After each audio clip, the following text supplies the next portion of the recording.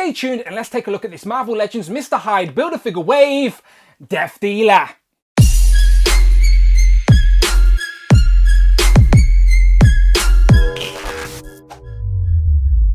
Pow and welcome back to the channel, Dan Who Reviews. As always, my name is Dan W. Make sure you are following me on Instagram at It's Dan Who. And remember, you can now hit that join button and become a channel member as well. Of course, simply show some love or join the members club. Much appreciated. Today, we continue looking at the Marvel Legends Mr. Hyde Build-A-Figure Wave, aka the Shang-Chi and the Legend of the Ten Rings movie wave. And in front of me, we have a mysterious character we really don't know much about at all, apart from what we've seen in the trailer. It is, of course, the Death Dealer, who I have to admit looks very accurate to what we've seen of him so far. So hopefully Hasbro have got this one right straight out of the gate. So he comes with a couple of sets of hands and then, of course, the Build-A-Figure piece for the Mr. Hyde Build-A-Figure. I say a couple of set of hands, but the other hands hold weapons or have weapon effects, but we shall see when we open them up. On the side of the box, we're getting a picture of the Death Dealer. Again, who is he? We don't know. We get a little write-up, another picture. It reads, Death Dealer is one of the most formidable opponents Shang-Chi has ever faced. Didn't tell us much, but we do get a list of all the figures in this wave we need to build the Mr. Hyde Build-A-Figure. Today we're reviewing Death Dealer.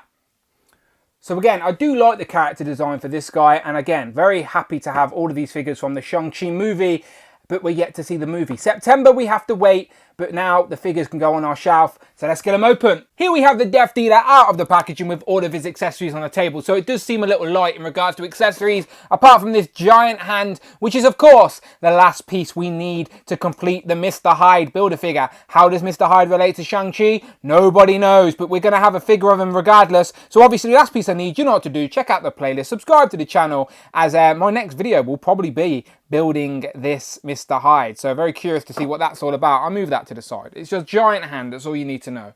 Today, we're looking at the Death Dealer, and I have to admit, just him standing there on the white background, he cuts a mean silhouette. Like, I think he looks great. Like, let's ignore articulation, let's just look at it for a figure and admit it looks very, very nice. The colours pop. The design is very nice, looks accurate from what we've seen from the trailers, and yeah, we don't know much about this guy, but it's very heavily influenced by its original comic look, and it's been translated to the movie very nicely, and yeah, I think it looks so good. So let's zoom in. Now this head sculpt is fire. Look at those eyes. He is giving me the death stare. The black sort of paint around the eyes really does help them pop against the white face paint with the highlights of red, and because it's only like subtle in that blue mask, it really does stand out. So yeah, that mask is textured as well, different textures around the sort of face guard and then the sort of hood.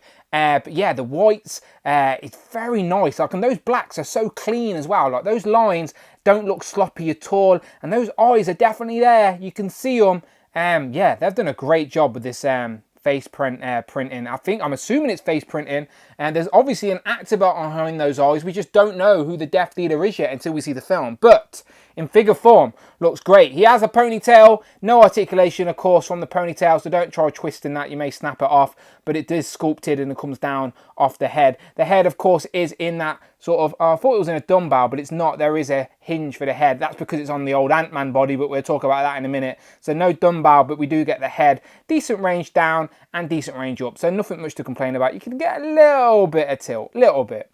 But let me zoom out a minute and let's just take a look at his outfit. So, the controversial thing about this figure is, people admit it looks great, but it's on the Ant-Man base body, just with this sort of softer plastic overlay. So this is nicely done though as well. Nicely sculpted pattern in the front, sort of a blue with like this sort of orange trim, and even the orange trim has a very nice pattern that goes all the way up, and that's sort of got some dark wash in it to help that pop. But if you were to cut this open or sort of look inside, I don't know how well my light's going to show it, it is the Ant-Man body underneath. So that doesn't bother me too much, because I don't mind it when Hasbro hide it well, and I do think they've hid it pretty well. The belt's got some 10 Rings logo on there again. I'm assuming he is the Mandarin's sort of assassin, the sort of Mandarin's go-to when he needs a job done. So the 10 Rings logo is there in that silver on the belt. And of course this belt and the jacket are all one piece. They're all attached, so that's not a separate belt. This whole jacket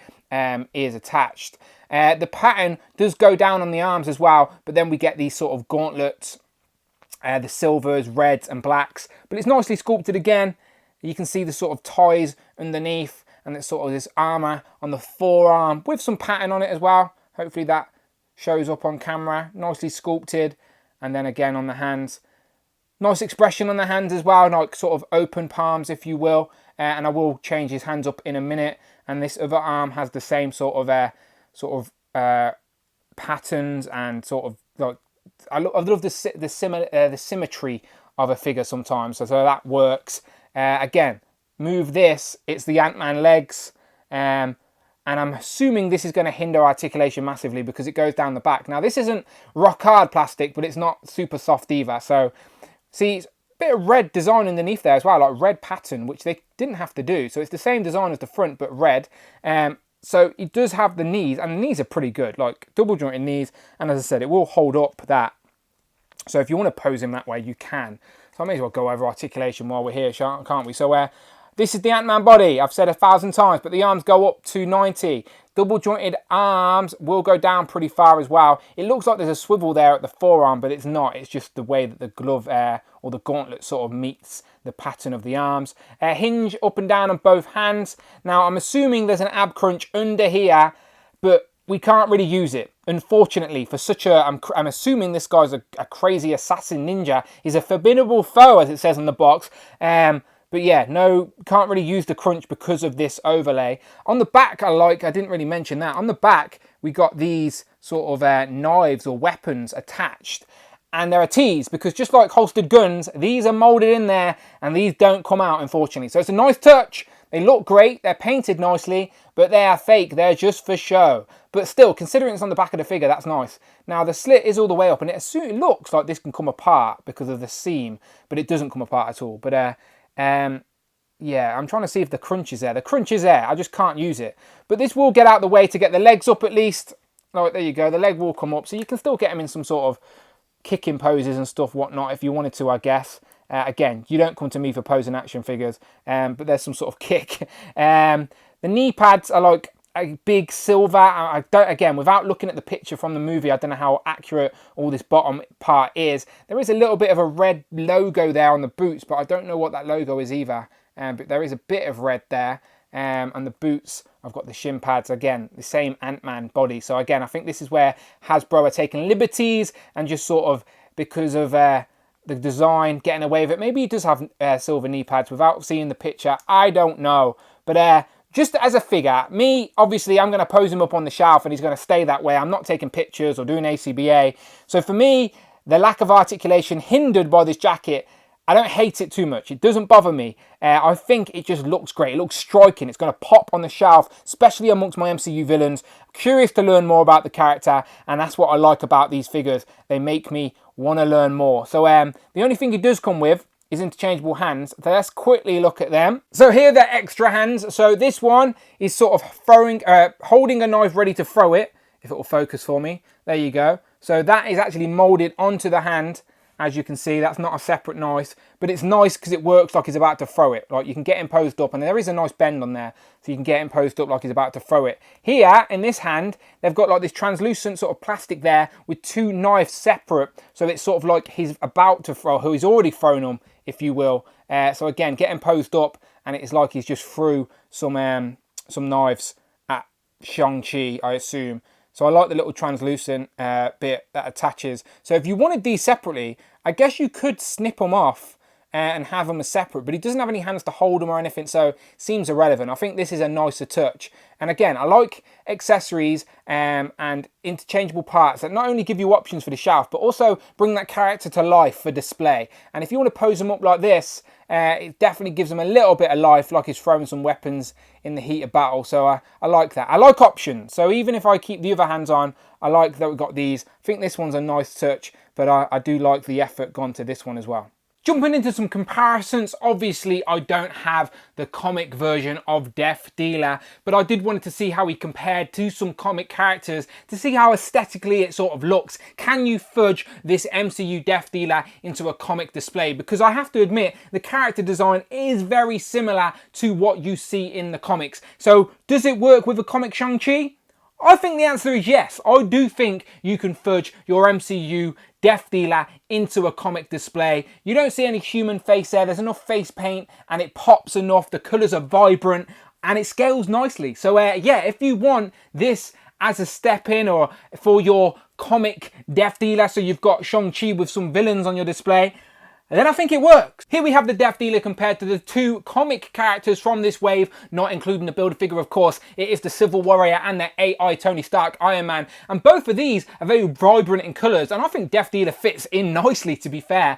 So again, I reiterate, I do think Death Dealer would work in a comic display. And here we have the Death Dealer compared to all of the other Shang-Chi and the Legend of the Ten Ring movie figures from this Mr. Hyde Build-A-Figure wave. So there we have the man himself, Shang-Chi, Wenwu and Xia Ling. And again, these figures look great together. They scale great together, aesthetically look really nice together. And already having a core set of characters from a film we're yet to see just makes me more excited for the film. So again, these look great. Jumping back to the MCU, here's two more figures from a movie we are yet to see. So here we have Black Widow and another mysterious villain, Taskmaster. So hopefully within the next couple of months, fingers crossed there's no more delays, we learn a lot more about the MCU's version of Taskmaster and of course the Death Dealer from the Shang-Chi movie. Again, who are behind the masks? We don't know, but we have them in figure form and it does make me excited to see both of these films. And for the final comparison, I am making the bold assumption